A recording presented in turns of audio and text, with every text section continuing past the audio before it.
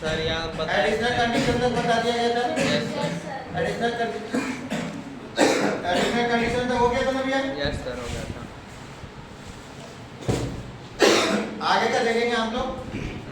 Individual खोलिए, additional condition के बाद जो है इंडिविजुअल खोलिए। Yes sir. And individual not certified.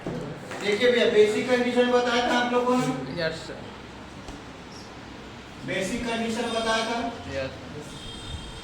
और क्या बताया था? Additional condition.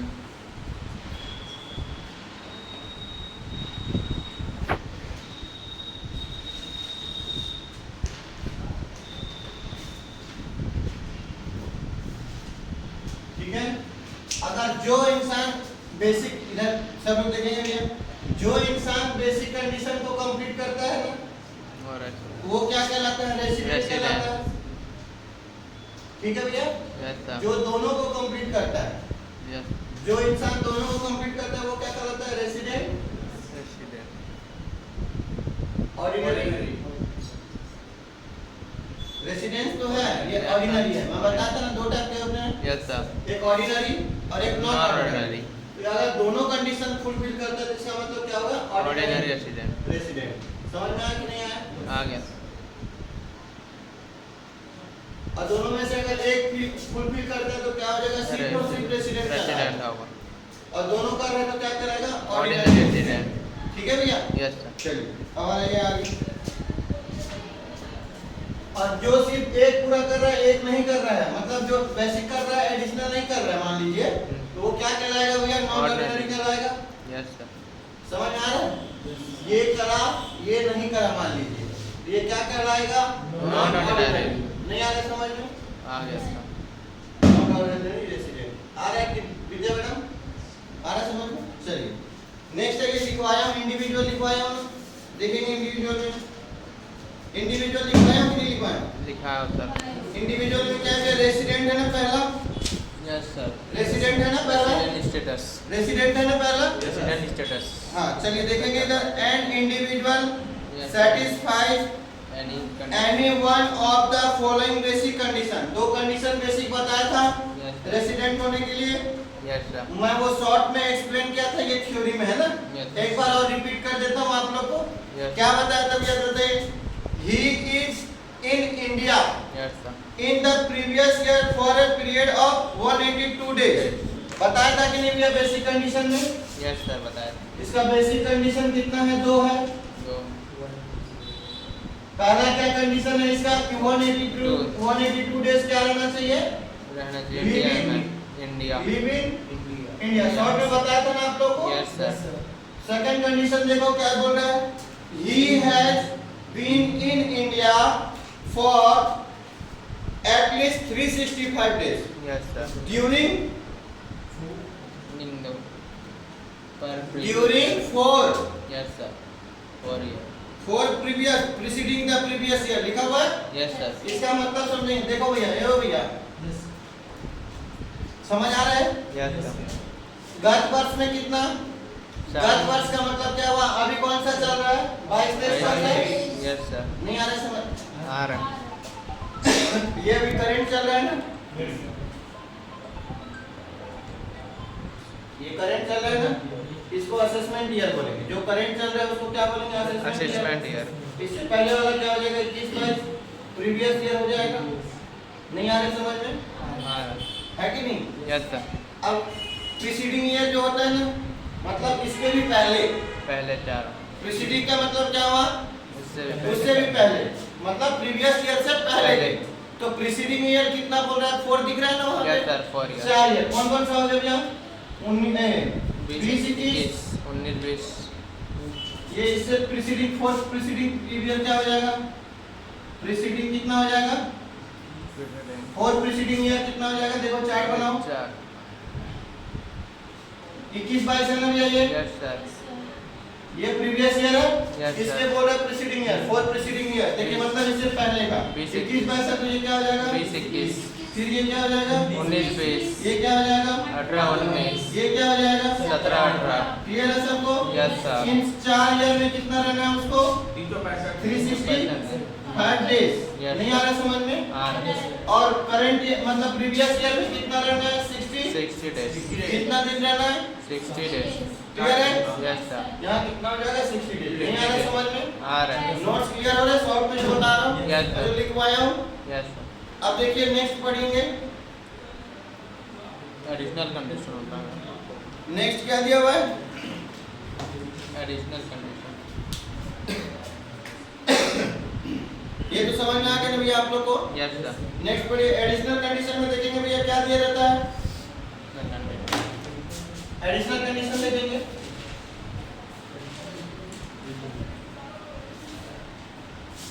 एडिशनल कंडीशन देखिए आप लोग क्या दिया हुआ है? For ordinarily resident we need to satisfy two more condition. इसमें जो दो कंडीशन दिया हुआ है ना भैया, Yes sir. इसको अगर सेटिस्फाइड करना है ऑर्डिनरी होने के लिए इन दोनों को वो क्या करना पड़ेगा? फुलफिल करना पड़ेगा। एडिशनल कंडीशन में भी दो दिया हुआ है। Yes. दो कंडीशन Yes. अगर ये दोनों फुलफिल कर लेता है तो इसका मतलब ये क्या हो गया? ऑर्डिनरी रेजिडेंट कहलाएगा। क्लियर है? Yes. चलिए देखेंगे इधर कौन कौन सा होता है। ये आपका हो गया एडिशनल कंडीशन। क्या क्या होता है बात नहीं करेंगे। पहला क्या होता है एडिशनल कंडीशन में देखेंगे भैया। 10 साल में तो है. He has been resident in India in at least 2 out of 10 previous year, मतलब 10 previous year preceding the relevant. Preceding बोल रहे हैं ना, तो preceding का मतलब क्या होता है? Previous year मतलब गत वर्ष, उसके पहले वाला। नहीं आ रहा समझ में? Yes sir. आ रहा समझ में Yes सबको? sir. Yes sir. Previous year मतलब गत वर्ष, उसके पहले जो रहता है उसको प्रीसीडिंग ईयर बोला जाता है। तो टोटल पहला क्या बोला है? गत मतलब 10 आउट ऑफ में 2 इयर्स क्या रहना है? 2 इयर्स लिविंग इंडिया. इंडिया। दो वर्ष रहना है इंडिया में। Yes sir. 10 year. कितने? Out of 10 years. 10 साल में कितना रहना है? 2 साल इंडिया में रहना है। पहला कंडीशन ये है बाबू। Yes sir. सेकंड में आएंगे। सेकंड कंडीशन देखिए क्या बोल रहा है सेकंड कंडीशन में? 7 year में 730. He has been in India for at least 730 days. In all during the क्या लिखा हुआ है? 730. 7 previous year. 7 previous year preceding the relevant previous year. ठीक है? Yes, sir. इसका मतलब क्या हो गया भैया? preceding year तो बता दिया हूँ। Yes. सेकंड कंडीशन में क्या बोल रहा है कि 730 दिन इंडिया में होना है। आ रहा है? Yes sir. 7 साल में 730. 7 साल में कितना दिन रहना बोल रहा है? 730. 730 डेज। Yes sir. अब कितना भी रह लो, कोई भी ईयर में कितना भी दिन रह लो। Yes. नहीं आ रहा समझ में आपको? आ रहा है. आ रहा है समझ में? Yes sir. आ रहा है. 7 साल कौन कौन सा होगा देख लेंगे एक बार। Yes. ये आपका लाइन हो गया 1 2 3 4 5 6 7। During the previous preceding year बोल रहे हैं ना? Yes sir. करंट अभी प्रीवियस ईयर क्या हो जाएगा? गत वर्ष क्या हो जाएगा आपका? 21 22 में 21 22 हो. 22 23 तो असेसमेंट ईयर हो गया। Assessment. प्रीवियस ईयर क्या हो जाएगा? 21 22. इससे पहले का प्रीसीडिंग ईयर बोल रहे हैं 7 साल। Yes sir. क्या हो जाएगा ये? 19 20 21 20 21. ये 19 20. ये 18 19. ये 17 18. ये 16 17. ये 15 16. ये 14 15. आगे समझ में? Yes sir. इन 7 इयर्स में कितना रहना है? 730 डेज। ठीक है? Yes sir. एक साल में होता है 365। Yes sir. अब आप 730 डेज कितने में कितना भी रह लो, Yes. टोटल आपको 7 साल के अंदर में कितना रहना चाहिए? 730. समझ आ रहा है? Yes sir. ये आपका सेकंड कंडीशन है। क्लियर है? Yes sir. और कोई दिक्कत No. और कोई डाउट है? अगर ये दो कंडीशन को फुलफिल कर रहे हो तो वो क्या कहलाएगा? जो बेसिक कंडीशन भी फुलफिल कर रहा है। समझ आ रहा है कि नहीं? Yes sir. बेसिक कंडीशन मान लीजिए पहला कंडीशन क्या था? 182 डेज। अगर वो कंप्लीट कर रहा है तो दूसरे की करने की जरूरत नहीं है। Yes. अगर मान लीजिए दोनों में से पहला मतलब बेसिक कंडीशन का पहला जो कंडीशन है वो क्या है? पूरा नहीं कर पा रहा है कोई, तो मान लीजिए दोनों में से एक करना है। एक करने के बाद में एडिशनल कंडीशन में चेक करेंगे दोनों कर रहे हैं कि नहीं। Yes. अगर दोनों कंप्लीट करे तो वो क्या होगा भैया? जाहिर सी बात है ऑर्डिनरी होगा। Yes sir. इंडिया का ही है वो आदमी। अगर जो आदमी एडिशनल कंडीशन को फुलफिल नहीं करता, सिर्फ बेसिक को करता है, तो वो सिर्फ रेसिडेंट कहलाएगा, Resident होगा. ऑर्डिनरी नहीं कहलाएगा भैया। नहीं आ रहा समझ में? आ रहा था। आ रहा समझ में? Yes sir. अब जो दोनों फिल नहीं करता वो ऑर्डिनरी है ही नहीं रेसिडेंट। Yes sir. आ रहा है ना समझ में? Yes sir. दोनों नहीं करेगा तो काय का निवासी यहाँ का रेसिडेंट का कहलाएगा। नहीं आ रहा समझ में? क्लियर है यहाँ तक? ये चीज क्लियर हो गया? अब नेक्स्ट आओ।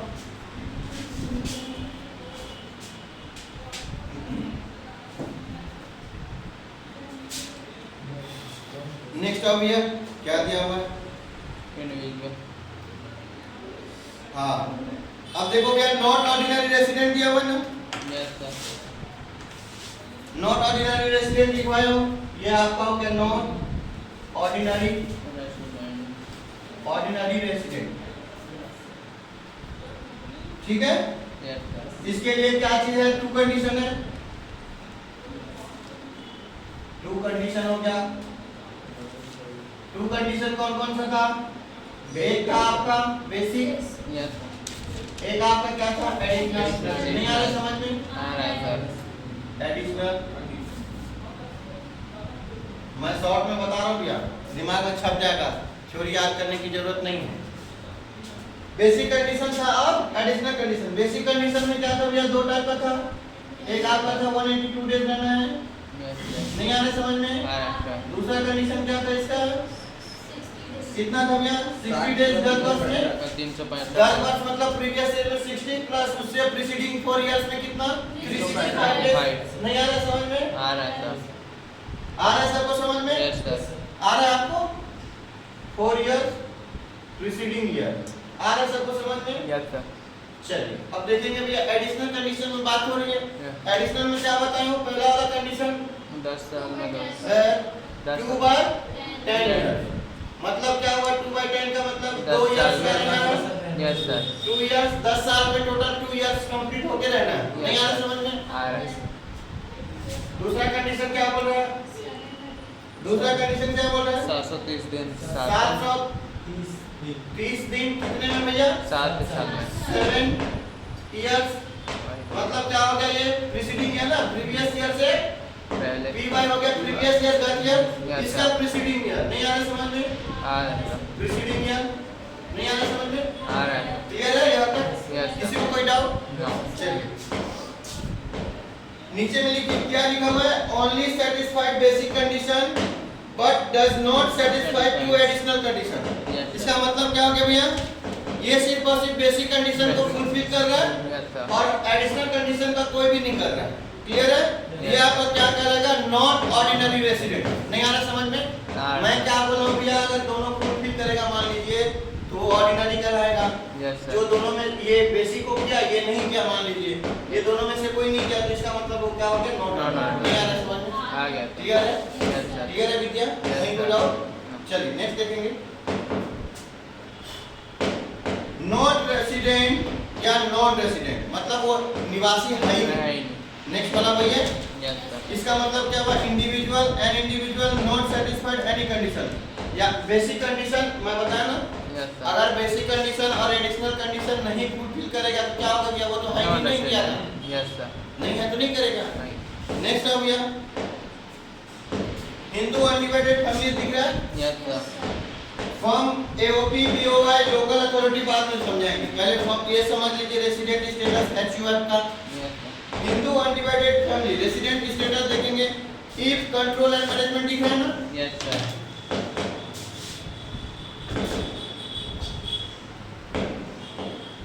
इफ कंट्रोल एंड मैनेजमेंट दिख रहा है ना? Yes sir. Control and management दिख रहा है? Yes sir. Control and management का क्या हो गया भैया? नियंत्रण और मैनेज करना। Yes sir. आप अगर इंडिया में रह के कहीं कंट्रोल किसी भी चीज को, कोई बिजनेस कर रहे हो, मान लो आउट ऑफ इंडिया कर रहे हो, ठीक है, विदेश में कर रहे हो, कंट्रोल कहाँ से है भैया? इंडिया से है ना? मैनेजमेंट भी यहीं से कर रहे हो। Yes. आपको क्या करना पड़ेगा भैया? आपको माना जाएगा, यस। इसका स्टेटस क्या माना जाएगा कि आप क्या हो? रेसिडेंट हो Yes, इंडिया का, yes, क्योंकि आप यहीं से सब कुछ काम कर रहे हो ना। Yes. भले आपका कंपनी कहीं और है, कंट्रोल और मैनेजमेंट यहीं से कर रहे हो, आप मतलब यहीं के हो, रेसिडेंट माना जाएगा। Yes sir. ऑर्डिनरी रेसिडेंट देखिए, HUF will और only when करता satisfied both the additional condition। जो करता है जो करता का मतलब क्या हो गया? एसएससी जो टैक्स पे करेगा। Yes sir. समझ आ रहा है? यस एसएससी का मतलब समझ आ रहा है? टैक्स पेयर, जो टैक्स को पे करता है। Yes sir. तो उसको सेटिस्फाई करना पड़ेगा एडिशनल कंडीशन को। एडिशनल कंडीशन दो प्रकार के होते हैं ना, दोनों को सेटिस्फाई करना पड़ेगा, तब जाके ये क्या कहलाएगा? ऑर्डिनरी कहलाएगा। नहीं आया समझ में? ऑर्डिनरी होने के लिए एडिशनल कंडीशन को क्या करना पड़ता है? फुलफिल करना पड़ता है। नेक्स्ट है ये नॉट ऑर्डिनरी रेसिडेंट में व्हेन करता ओनली सेटिस्फाइड ओनली वन और more of the above condition. Not ordinary कब होगा भैया?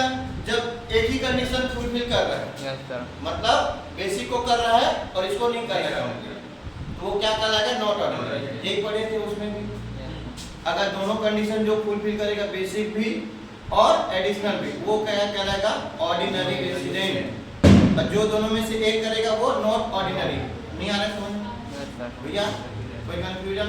No. नेक्स्ट है ये, अब आइए फॉर्म एओपी, बीओआई और other. Same condition is apply of HUF for resident and non resident. देखिए भैया कंपनी दिया हुआ है ना, पहले कंपनी देखेंगे। Yes sir. ये आपका हो गया कंपनी। कंपनी क्या बोल रहा है? या तो रेसिडेंट होगा या तो नॉन रेसिडेंट होगा। रेसिडेंट और नॉन रेसिडेंट कब होगा वो बता रहा हूं। नॉन रेसिडेंट, ठीक है। यस देखिए क्या बोल रहा है? It is an Indian company. अगर पहला कंडीशन इसमें क्या होगा? रेसिडेंट अगर होगा तो सबसे पहले तो इंडिया की कंपनी होना चाहिए। Yes sir. इंडिया में कंपनी होना चाहिए, इंडियन कंपनी। नहीं आ रहा समझ में? दूसरा क्या होना चाहिए? It place of effective management in that year is in India. Effective का मतलब होता है control and management. Effective, effective का मतलब क्या हुआ? Control and management. नहीं आ रहा समझ में? आ रहा है। इसका मतलब क्या हुआ? वो वाला जो लिखा हुआ it place of effective management in that year is in India. अगर उसी साल में अपन कंट्रोल और मैनेजमेंट कहाँ का है? इंडिया का है। इंडिया का। इंडिया से हो रहा है तो Yes, क्या sir. कहलाएगा भैया? Company resident. रेसिडेंट। नहीं आ रहा समझ में? आ गया। सबसे पहला तो क्या था? इंडियन कंपनी इंडियन में। कंपनी। दूसरा चीज क्या था? कंट्रोल और मैनेजमेंट भी इसी का है। तो जाहिर सी बात है ये इंडियन है, यस सर। रेसिडेंट इंडिया का है। दूसरा क्या होगा? नॉन रेसिडेंट कब होगा भैया?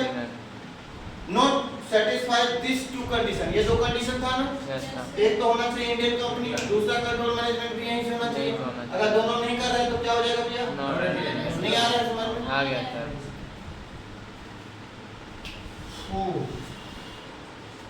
नेक्स्ट आओ, क्या दिया हुआ है भैया? ये इंडिविजुअल एचयूएफ के लिए रेसिडेंट, नॉन रेसिडेंट, ऑर्डिनरी वाला दिया हुआ है। बता दिया। अब आगे का देखेंगे। कंपनी हो गया ना, यस सर। कंपनी हो गया ना। Yes sir. अब आगे का देखिए क्या होगा? एओपी बताया हूं, एओपी बताया हूं ना, यस सर। बीओ बताया हूं, बीओआई सबका लिखा चुका हूं मैं। एओपी क्या होता है, बीओपी क्या, बीओआई क्या होता है, लिखा चुका हूं। फॉर्म हो गया। और ये क्या हो गया? कंपनी। कंपनी के बारे में बता दिया ना। Yes sir. अब ये तीनों देख लो भैया एक बार। रेसिडेंट कब होंगे और नॉन रेसिडेंट कब होंगे? देखिए रेसिडेंट, ये आपका हो गया नॉन रेसिडेंट। भैया इधर देखेंगे सब लोग, कोई वो नहीं करेगा, बात नहीं करेगा, देखेंगे। फॉर रेसिडेंट होने के लिए क्या चाहिए? फॉर रेसिडेंट के लिए क्या चाहिए? कंट्रोल एंड मैनेजमेंट क्या चाहिए? इंडिया में चाहिए। इंडिया का होना चाहिए। Control and and management in India. India. In India. India. आ रहा समझ में? Yes sir. कंट्रोल मैनेजमेंट यहीं से होना चाहिए रेसिडेंट होने के लिए, इन लोग के लिए भी। Yes sir. और दूसरा क्या है? नॉन रेसिडेंट के लिए क्या है? नॉन रेसिडेंट के लिए क्या है? Control and management, control outside, control and management outside, outside outside India, outside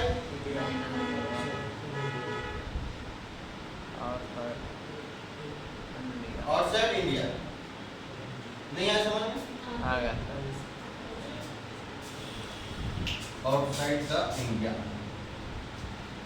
यहाँ तक क्लियर हो गया? Yes sir. यहाँ तक समझ में आ गया सबको? Yes sir. चलिए अब नेक्स्ट देखेंगे भैया। ये कंप्लीट हो गया? यस। अब आगे का देखो। अब बनेगा चार्ट। जो टैक्स पे करेगा उसके लिए बनेगा। कौन कौन टैक्सेबल है उसका बनेगा चार्ट। Yes sir.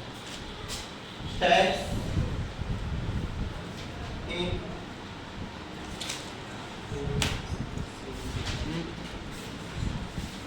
ब्रीफ का मतलब विश्लेषण हो गया ना इसका विस्तार रूप से। Yes sir.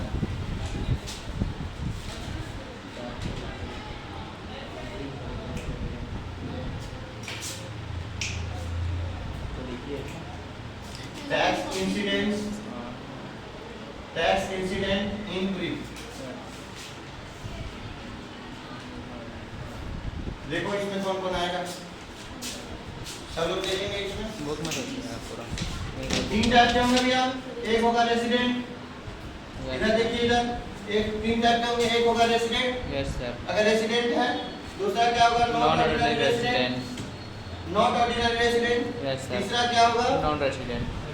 नॉट रेसिडेंट और इन इंडिया, Yes. मतलब एनआरआई, मतलब ये रेसिडेंट इंडिया का नहीं है। नहीं। समझ गया? Yes. दूसरा क्या होगा, इंडिया का तो निवासी है लेकिन ऑर्डिनरी नहीं है, यस सर। आते जाते रहता है ना, इसका मतलब वही हुआ। रेसिडेंट का मतलब वो ऑर्डिनरी है। समझ में आया? चलिए नेक्स्ट देखेंगे भैया। पहला क्या बोल रहे हैं, रिसीव्ड इन इंडिया। पहला क्या बोल रहा है, इनकम। इनकम क्या है, रिसीव इन इंडिया बोल रहे हैं। Yes sir. Receive in India. India. Clear है भैया? यस सर लिखते हैं। इंडिया कहाँ रिसीव कर रहे हैं भाई, इंडिया इनकम रिसीव कहाँ कर रहे हैं, इंडिया इंडिया में कर रहे हैं ना। Yes. कोई भी आदमी हो अगर इंडिया में इनकम रिसीव कर रहा है तीनों टैक्स के अंदर में, तीनों को क्या करेंगे, टैक्सेबल होगा। Taxable तीनों होगा। टैक्स पे करेगा। नहीं आ रहा समझ में? आ रहा है सर। सेकंड चीज आइए भैया,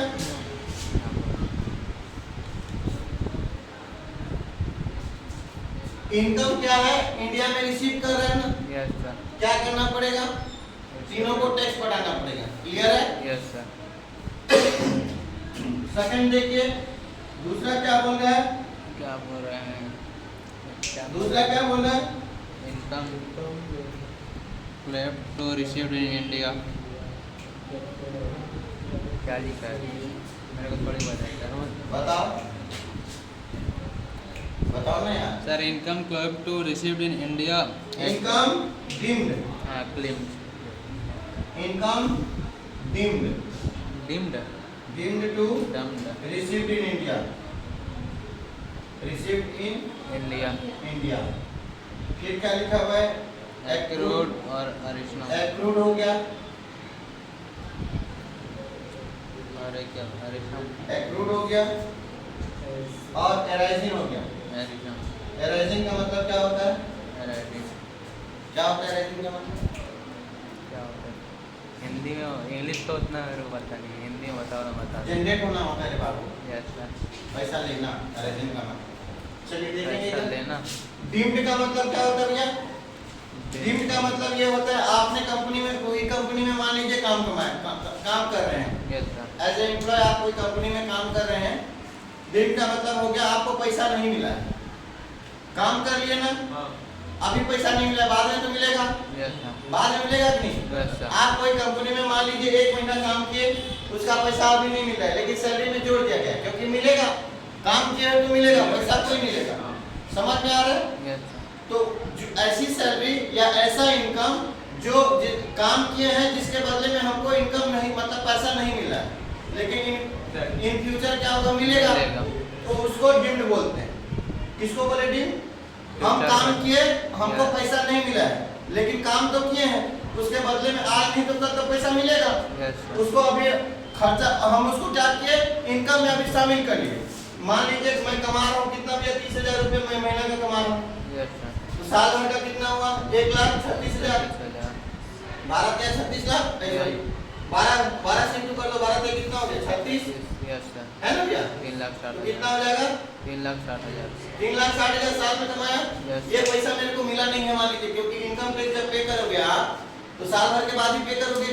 Yes. एक साल में इनकम कितना हो गया, 3,60,000, मान लो मेरे को नहीं मिला लेकिन मिलेगा तो कभी न कभी। Yes sir. तो ये इनकम को इंक्लूड कर लिया जाता है, भले पैसा नहीं मिला, काम किए ना, Yes, ये इनकम को क्या करते हैं अपन, इंक्लूड कर देते हैं टैक्स में। तो ये क्या हो गया, इसी को बोलते हैं डीम्ड। पैसा मिला नहीं है मिलेगा। लेकिन पैसा मिलेगा। क्लियर है? Yes sir. इस सिचुएशन में भैया पैसा तो कमाया है, इस सिचुएशन में क्या होगा, तीनों से तीनों टैक्सेबल होंगे। नहीं आ रहा समझ में? आ गया। पैसा तो कमाया है ना। Yes sir. इंडिया में जनरेट किया है, Yes, एक्रूड मतलब और एज मतलब इंडिया में काम किया है, तो ये तीनों टैक्सेबल होगा। थर्ड नंबर में आओ, किसी को कोई डाउट है दोनों पॉइंट में? थर्ड नंबर में आओ। थर्ड नंबर क्या बोल रहे हैं, income accusing arising in India, received India outside India. Yes sir. आप भले भाई इनकम कहाँ से जनरेट हो रहा है, अराइजिंग का मतलब जनरेट होना, कहाँ से जनरेट हो रहा है, इंडिया। इंडिया से जनरेट हो रहा है। Yes, sir. रिसीव भी कहाँ कर रहे हैं, इंडिया। इंडिया। रिसीव चाहे इंडिया में हो, यस सर। तीनों टैक्सेबल होगा। Yes. इंडिया का है टैक्सेबल, फेंक दो भैया। क्या है भैया तीसरा point, income occurring arising in India.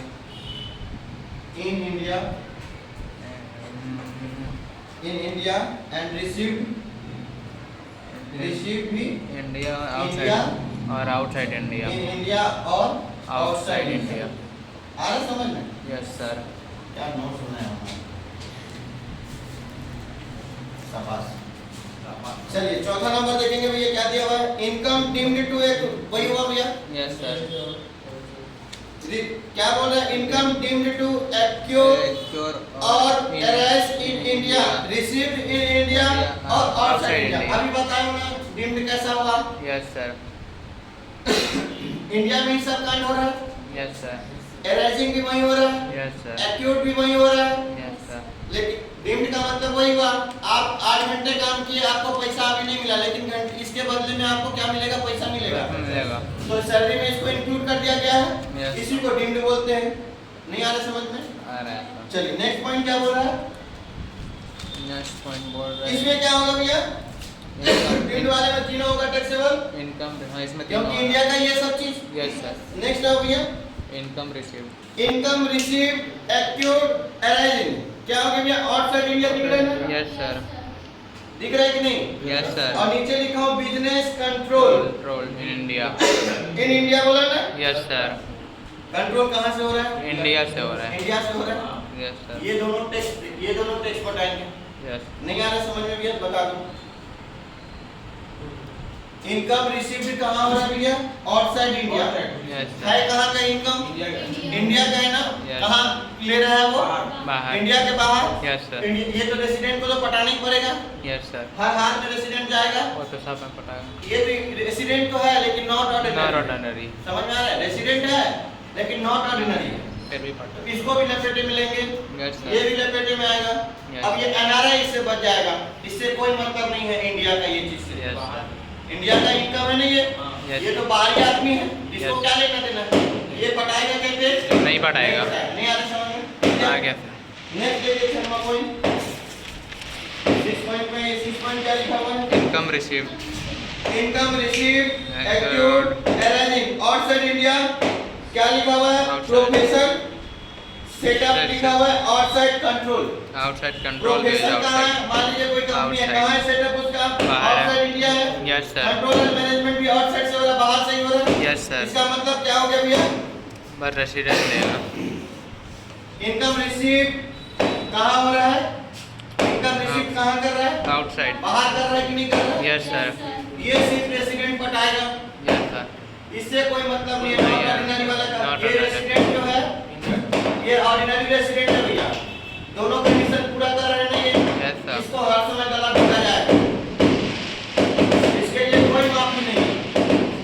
तो ये इसमें भी आएगा, Yes, इन sir. दोनों में नहीं आएगा, नॉट नहीं है। ऑर्डिनरी और इसका नहीं आएगा, ये Yes. बच जाएगा। यस Clear है? Sir. Yes sir. Next point आइए 7th में,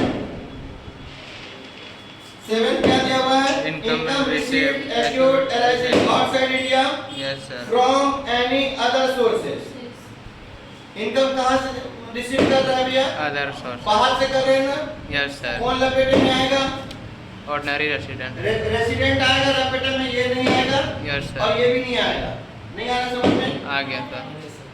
ये जो रेसिडेंट है ना हर समय उसका गला घोट दिया जाएगा, ये हर समय टैक्सेबल रहेगा। Yes sir. नेक्स्ट पॉइंट लिखो, इनकम रिसीव्ड कहाँ है भैया? Outside India. आउटसाइड इंडिया है कि नहीं है? है सर, उसको बाद में ले जाएगा इंडिया। तो इस समय क्या होगा भैया? आउटसाइड इंडिया है ना? Yes sir. In earlier year, कोई भी मतलब ये कमा रहा है वो बाहर का है ना? यस। और नीचे में क्या लिखा हुआ है भैया? रेमिटेड लिखा हुआ है ना? Yes sir. To Indian previous year लिखा हुआ है। Yes sir. अब इसका मतलब समझिए, रेमिटेड का मतलब समझिए। रेमिटेड REMI टी रेमिट हो गया। अच्छा हाँ, डेट ऑफ रेमिटेड। ठीक है? Yes sir. डबल टी होगा। हाँ डबल टी होगा, रेमिटेड। इसका मतलब समझ जाइए, यस सर। कोई आदमी बाहर में काम कर रहा है, यस सर। ठीक है? आउट ऑफ मान लो USA में काम कर रहा है कोई आदमी, इसका फैमिली कहाँ रह रहा है भैया? इंडिया में रह रहा है। फैमिली कहाँ रह रहा है? इंडिया में। इंडिया में रह रहा है, ठीक है? Yes. ये पैसा अर्न किया वहाँ पे, यूएसए में। ठीक है? Yes, ये sir. पैसा अगर अर्न किया, यस सर। टैक्स पटा दिया, मान लीजिए कितना कमाया? 36 लाख कमाया। Yes, sir. 36 लाख, 3 लाख रुपया सैलरी है इसका। 3 लाख। USA में है तो ज्यादा पैसा है। Yes sir. 3 लाख रुपए इसका मंथली इनकम है, यस सर। तो साल भर का कितना होगा? 36 लाख रुपए, 36 लाख। Yes sir. अब 36 लाख में से जो भी टैक्स है, मान लीजिए 10 लाख टैक्स पटा दिया, यस सर। कितना बचा इधर? 26 26 लाख बचा। Yes sir. 36 लाख में से 10 लाख पटा दिया, कितना होता है? 26 लाख। अब ये 26 लाख मान लीजिए अपने अकाउंट में ना डाल के अपने फैमिली इंडिया में, अपने भाई या किसी के भी अकाउंट में डाल दिया, तो कमाया कहाँ गया? बाहर में। टैक्स भी बाहर पे कर दिया। Yes, sir. अब वो लाया कहाँ? रेमिटेड का मतलब होता है लाना। Yes sir. वो लाया कहाँ? अपने अकाउंट में भेज दिया, India. इंडिया में भेज दिया ना? Yes sir. तो भैया जब एक बार टैक्स पड़ गया तो वो टैक्स दोबारा पटाएगा क्या? नहीं पटाएगा। नहीं पटाएगा ना। क्लियर है? दूसरा कंडीशन देखो, हाँ दूसरा कंडीशन देखो, अगर ये USA में कमा रहा है, यस सर। अपने अकाउंट में सैलरी ना लेके अपने फैमिली के अकाउंट में डाल रहा है ना? Yes sir. डायरेक्ट डाल रहा है अपने फैमिली के अकाउंट में यस कि सर। भैया मेरे अकाउंट में मत डालिए, ये मेरा भाई का अकाउंट है, अपने कंपनी से बोला इसमें डाल दो। अब डायरेक्ट डाला ना, यस सर। तो रेमिटेड मतलब लाना, Yes. डायरेक्ट ला लिया ना इंडिया में। Yes, अपना sir. पैसा सरकार छोड़ेगी क्या? गवर्नमेंट छोड़ेगी क्या? नहीं। तू कमा कहीं भी रहा है, डायरेक्ट अपने अकाउंट में कैसे डाला तू? Yes, India sir. में कैसे डाला? Yes. तो उस सिचुएशन में क्या होगा? इसको सैलरी टैक्सेबल होगा, वहां तू नहीं पे करेगा ना, यहाँ करेगा। Yes, sir. दोनों में से एक जगह तो करना पड़ेगा बाबू। Yes sir. तो ये डायरेक्ट फैमिली को अगर भेज दिया मान लीजिए, ये इसीलिए ये क्या हो जाएगा भैया? टैक्सेबल हो Taxable हो जाएगा। नहीं आ रहा समझ में? आ गया। उसको रेसिडेंट माना जाएगा। समझ में आ रहा है कि नहीं? Yes sir. रेसिडेंट माना जाएगा, इसीलिए उसको क्या करना पड़ेगा? टैक्स पे करना पड़ेगा। Yes. नहीं आ समझ में? आ गया। ये क्लियर हो गया चार? Yes, sir. किसी को कोई डाउट? नो। कल से क्वेश्चन पढ़ेंगे इसका। Okay thank you sir. Bye bye.